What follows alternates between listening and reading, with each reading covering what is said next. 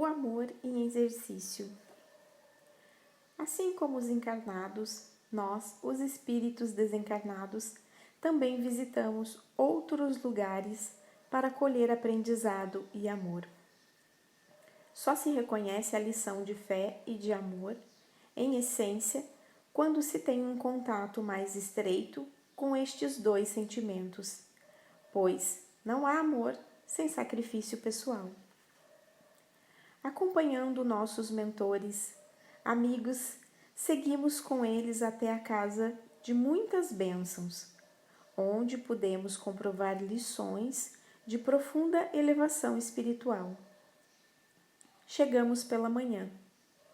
Os tarefeiros encarnados trabalhavam na higienização do salão, onde companheiros seriam recebidos para as tarefas do dia. A sala singela não guardava em si sinais de mobiliário extravagante. Pelo contrário, tudo inspirava simplicidade.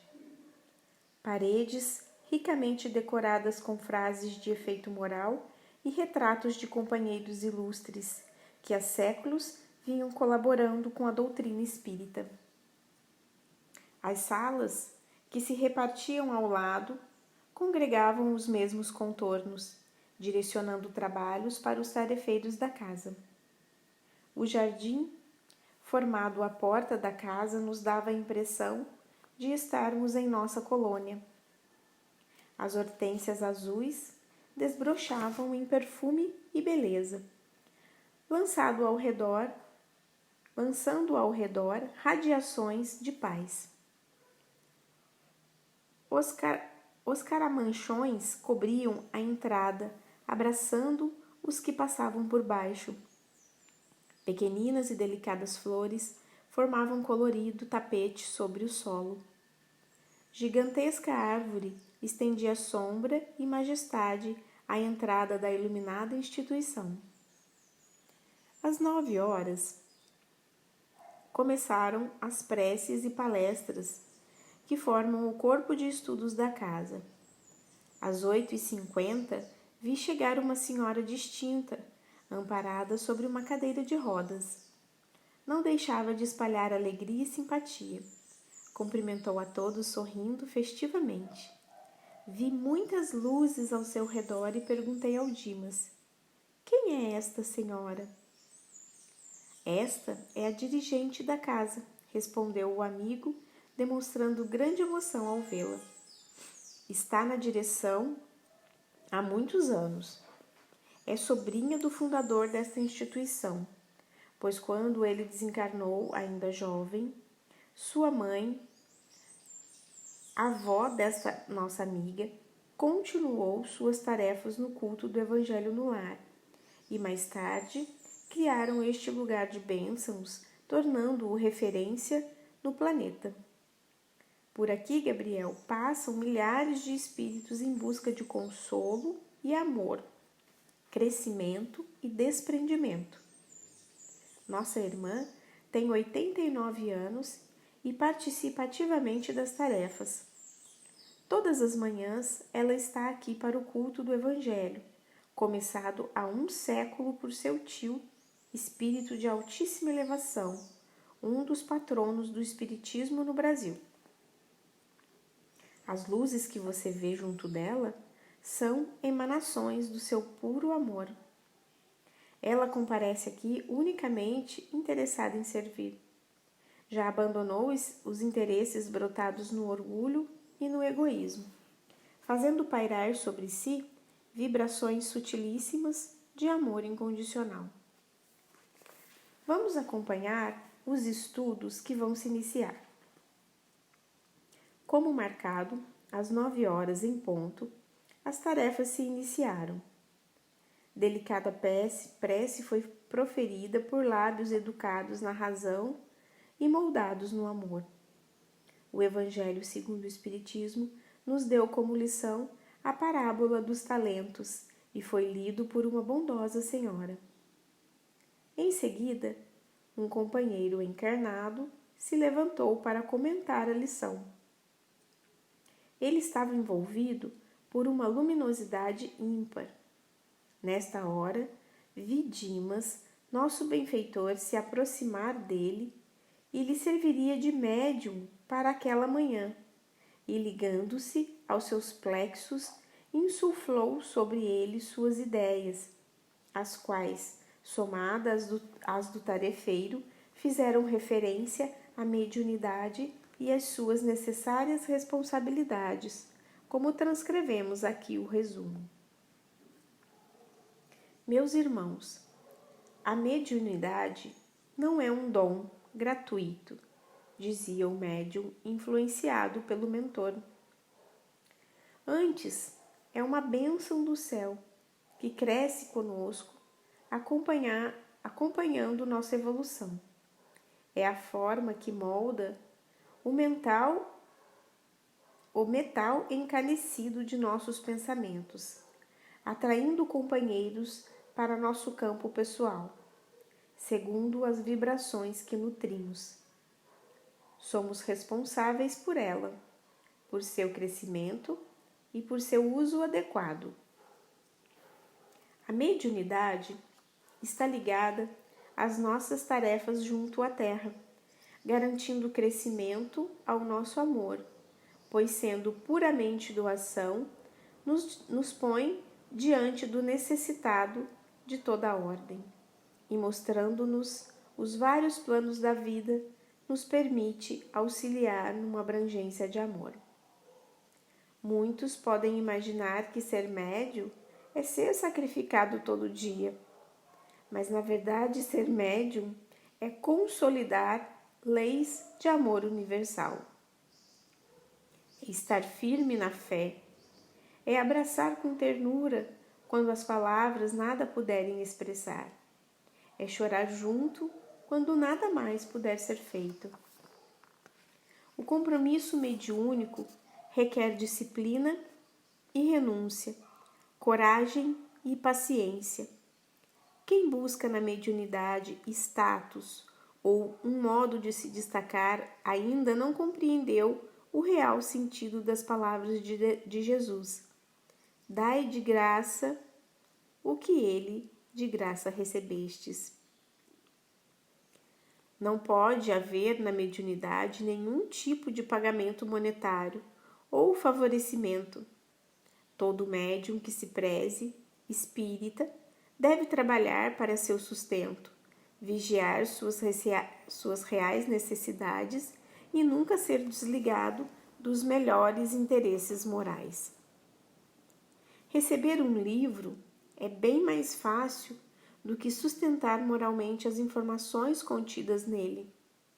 Hospedar um companheiro desencarnado em seu ninho físico é bem simples, perante a necessidade de se fazer uso das palavras que profere por seus lábios. Quem procura servir na causa do bem, por meio da mediunidade, deve reconhecer primeiramente em si a necessidade real de evoluir todos os dias.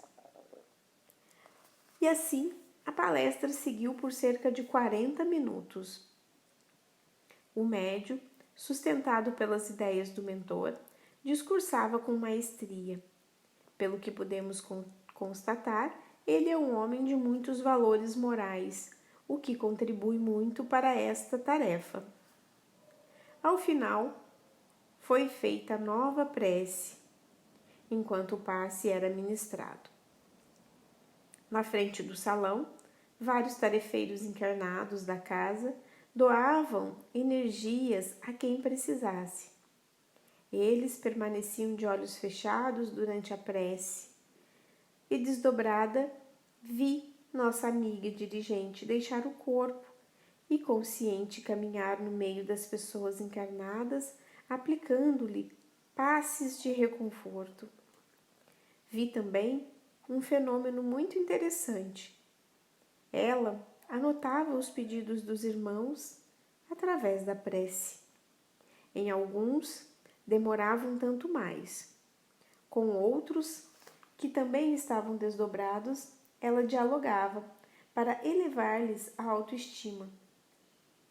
Aqueles mais concentrados, cujo merecimento permitia, ela estendia ainda mais a fala, Anotamos aqui um desses diálogos. Minha irmã, estou sofrendo tanto, falou uma irmã que estava desdobrada na sala.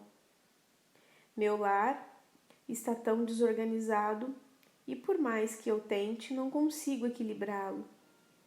O que posso fazer, irmã? A senhora pode me ajudar? Deus pode ajudar a todos, respondeu a senhora dirigente.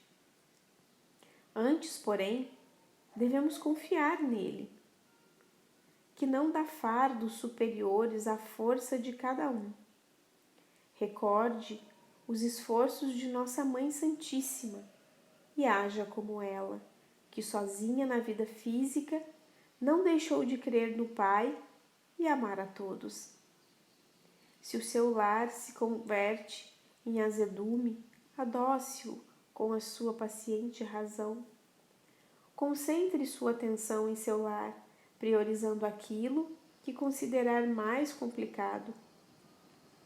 Faça tudo por partes. Primeiro, ouça cada um dos membros de sua família, dando oportunidade para que todos se expressem a seu modo e, se possível, diga-lhes dos compromissos que cada um deve ter dentro de um lar.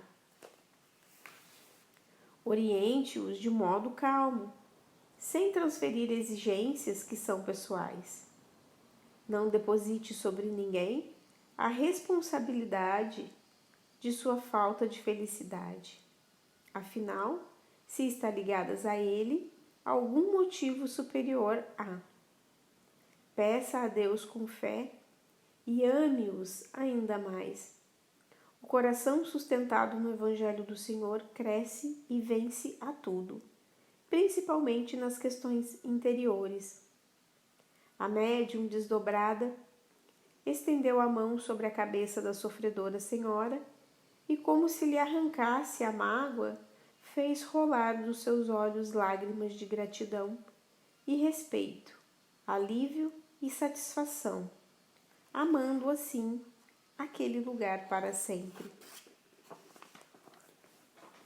Um pai que tem um filho no nosso plano, emocionado, perguntou sobre ele. Queria saber como seu filho estava e pediu à médium para que cuidasse dele, e a companheira respondeu: Meu querido, tenha calma. Seu filho está muito bem. Não se esqueça de que antes de ser seu filho, é filho de Deus, que é nosso Pai perfeito. Não se prenda aos conceitos da matéria, onde os olhos registram muito pouco. Seu filho trabalha neste plano e segue feliz nessas paragens.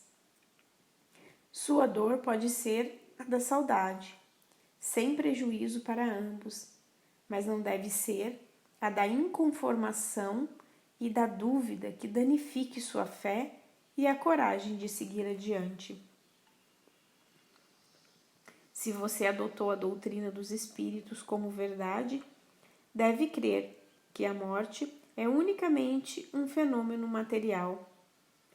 Veja, tanto eu como você estamos fora da matéria e gozamos de liberdade de raciocínio. Sua lucidez é tão mais real do que nos momentos de vigília no corpo físico. Acalme-se. Não deixe as ideias menos felizes afastá-los do bem que já alcançou. Essa conversa prosseguiu e o pai sentiu-se bastante aliviado. A senhora dirigente fez com que ele relembrasse quadros da infância feliz do filho, reforçando-lhe a ideia de eternidade. Adiante, um jovem candidato à mediunidade emocionou-se ao registrar a presença das entidades angelicais e, com grande respeito, perguntou à trabalhadora do bem: Vendo toda essa manifestação de amor e diante das responsabilidades, a senhora crê que eu tenha condições de seguir em frente? Será que tenho um perfil adequado? Certamente que sim, falou a senhora. Todo aquele que queira servir é bem-vindo na seara do Senhor. Se você obedece os rigores aos quais a mediunidade se destina, será muito bem aproveitado, pois, apesar da mediunidade pertencer ao organismo humano, ela serve unicamente aos propósitos do bem, sem outras indicações menos felizes. Se o seu coração se ajusta aos valores evangélicos, encontrará uma bendita lavoura a ser cultivada, e assim estará cuidando de todos aqueles que o rodeiam. E o papel mais adequado na obra de Deus sempre será o da obediência racional, que traz evolução através de leis de amor. Sei que tenho faculdades desenvolvidas, mas ainda custa acreditar. Como lidar com isto? Perguntou novamente. A dúvida é natural em quem não se conhece. Daí a importância do estudo, explicou a companheira do bem. Se dúvidas lhe acometem o espírito, será o estudo a sua chave libertadora. Comece estudando a si mesmo, seus valores, seus atos, seus modos, suas intenções, e assim conseguirá avaliar o nível das entidades que o cercam. E se lograr um bom resultado, certamente poderá ser um trabalhador hábil da mediunidade. Lembre-se de que os pensamentos vindos de fora são registrados pelo sistema mediúnico, mas não são criados por ele. Quando você conhecer suas próprias intenções, saberá o que lhe pertence e o que é dos outros. A companheira de todos continuou atendendo às necessidades dos circunstantes. Quando o orador encerrou sua palestra junto com o benfeitor que o inspirava, uma prece foi elevada ao alto, e tamanha foi a rogativa que imensa luminosidade se formou no recinto, como se espessa nuvens de gases vaporosos se formasse. E ali, diante de todos nós, surgiram 3 figuras iluminadas. Traziam na face a doçura dos que amam igualmente a todos os seus irmãos e compreendem a sua pequenez. Abraçaram as pessoas que estavam mais próximas deles, cujas vibrações alcançavam, e sem muitas palavras rebuscadas nos cumprimentaram. Dimas, nosso instrutor, abraçou as gentis criaturas que espargiam luzes variadas e falavam entre si. Uma conversa que não pude ouvir, apenas registrei o amor que delas nascia. Depois se posicionaram de mãos estendidas e direcionadas ao público encarnado e desencarnado, e fachos de luz, partindo de suas mãos e tórax, percorriam todo o ambiente, procurando algo que eu não podia perceber. Depois, Dimas me disse que aquelas ondas de energia bendita buscavam aliviar dores correspondentes às necessidades de cada um, atuando como um remédio adequado. As pessoas não podiam ver tudo o que acontecia por ali, mas sentiam-se extremamente abençoadas. Quando terminaram, voltaram-se para a diretora da casa e, segurando suas mãos, o que parecia um ato mais elevado, a entidade luminosa lhe falou: Tenha fé, minha irmã, continue firme. Seu trabalho deve ir além dos interesses comuns. O exemplo de boa vontade supera muitos desejos substanciosos. Caminhe no silêncio, exaltando a bondade de Deus e de Jesus. Seja fiel aos postulados de Kardec e nunca desista da própria felicidade, pois, sem esta busca, o espírito reencarnado murcha em detrimento da evolução íntima. Nada tema. Ame sem medo, pois nós estamos com você. Vamos confiar em Deus e tudo caminhará sob alegrias cristianizadas. Em seguida, todos desapareceram na mesma névoa que os trouxe. O recinto ficou repleto de delicioso perfume que dispensava qualquer comentário.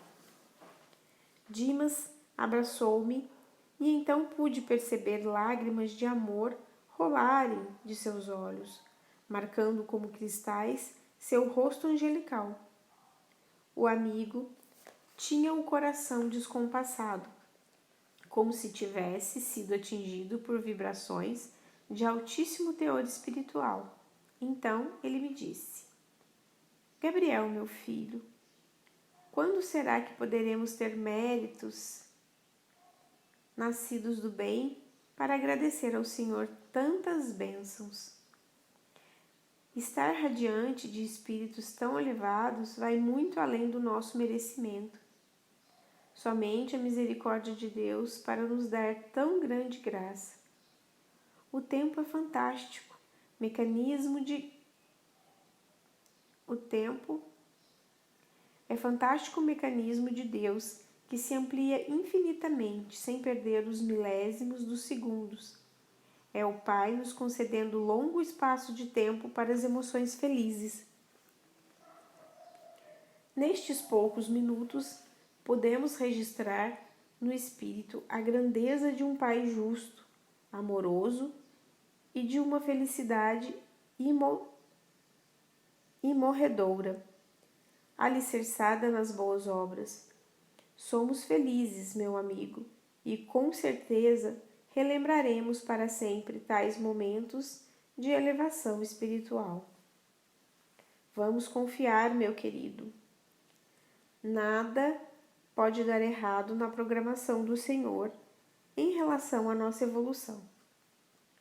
Toda aquela emoção também tinha sido registrada por mim, segundo as minhas percepções. Em seguida, fomos com os outros tarefeiros para aprendermos a servir um pouco mais. Mas enquanto andávamos rumo ao trabalho, fui refletindo. Pensei em meus pais e agradeci a Deus a oportunidade de eles estarem também por ali, embora não pudessem ver o que víamos. Com certeza, sentiram a grandeza daquele singelo culto no lar. E isso me dá grande alívio para o espírito, pois, se eles estão buscando crescer, estão garantindo a paz e evolução no futuro e certamente serão felizes. O amor, que continua a crescer também deste lado da vida, não deixa que sejamos afastados dos nossos alvos afetivos. Eu sou muito feliz. Já ouvi meu pai dizer que a minha desencarnação salvou a evolução da nossa família. E eu digo que o modo com que eles conduzem sua existência na Terra me impulsiona a crescer sem medo neste plano, pois não me trazem nenhum tipo de preocupação. Eu os amo muito e agradeço a Deus todos os segundos pela oportunidade bendita que tive de renascer e ser educado ao lado de almas tão afins. Isso somente o amor verdadeiro pode explicar.